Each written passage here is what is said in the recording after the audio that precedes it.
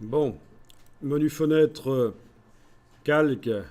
Je vais enlever l'œil en face du calque qui ternit le calque de niveau, hein, le calque qui affadit tout pour que le tracé soit plus facile à faire. Ceci dit, c'est même pas certain qu'il était plus facile à faire avec ça. Quoique si, on voit quand même mieux les parties sombres sous la voiture peut-être. Enfin. Alors, il manque une partie de la roue, vous avez marqué en dessous, dans cette image. Bon, il y a toujours moyen de s'en sortir, hein. Ne le faites pas si vous n'avez pas le temps de le faire, mais je vais moi ici avec l'outil de recadrage agrandir un peu par le bas, valider, reprendre le tracé à la plume et mettre un point, flèche blanche, le bouger, voilà.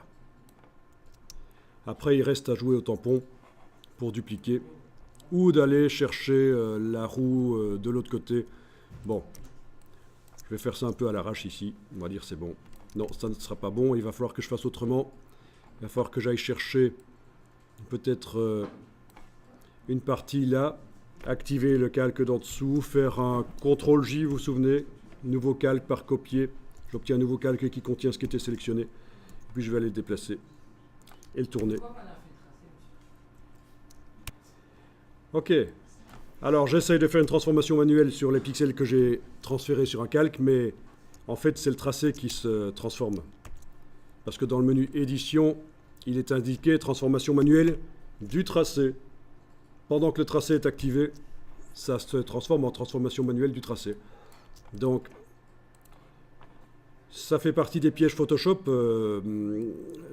En infographie et en Photoshop d'une manière générale, vous avez vraiment intérêt, si vous êtes débutant, à avoir des personnes ressources que vous pouvez appeler si vous ne vous en sortez vraiment pas. C'est le genre de piège ici qui peut être un peu difficile à comprendre. Donc dans la palette des tracés, je clique sous le tracé, il est désactivé. Je continue de travailler sur mon calque, je voulais faire une transformation manuelle sur lui, je fais CTRL-T, maintenant ça marche. C'est vraiment sur ce calque que j'ai fait une transformation manuelle. Et voilà, et on est censé faire le raccord, etc. Bon, ça va demander un peu de temps pour le faire bien. Il faudra faire de la torsion aussi, avec la touche CTRL. Mais bon.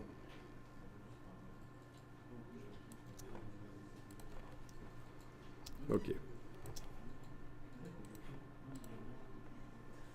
J'aurais pu reprendre aussi le pneu à l'arrière, hein, ou un autre pneu.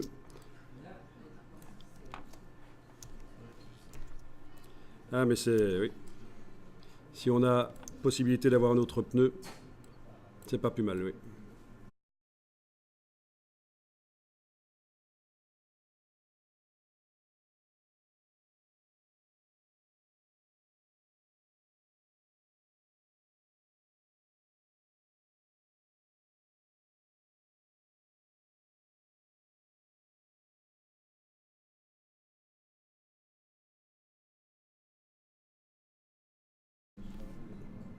Vraiment très vite fait, hein. Ça passe si la voiture sera petite dans la mise en page, hein.